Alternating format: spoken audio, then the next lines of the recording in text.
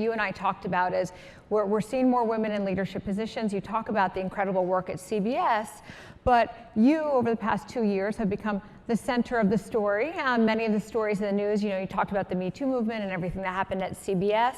Also, what was really striking was the conversation around your appointment to this position. Obviously, Gayle taking on a greater role at CBS Morning News, you in this new role. And that conversation was portrayed in the media as what people called an epic feud.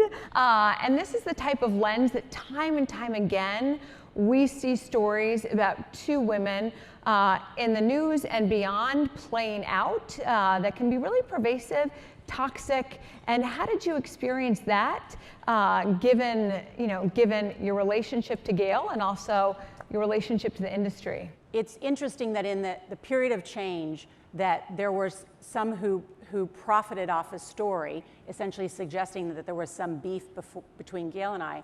And Gayle said, we're not even going to justify that, and we will have the last word. And Oprah called me too, and Oprah said, you will not rise without challenge. And I thought that was just such an important lesson, and it applies to all of us. You will not rise without challenge. You will not rise without someone trying to take you down, say you're not qualified enough for that role, that you haven't been in at the field long enough to take this exalted position.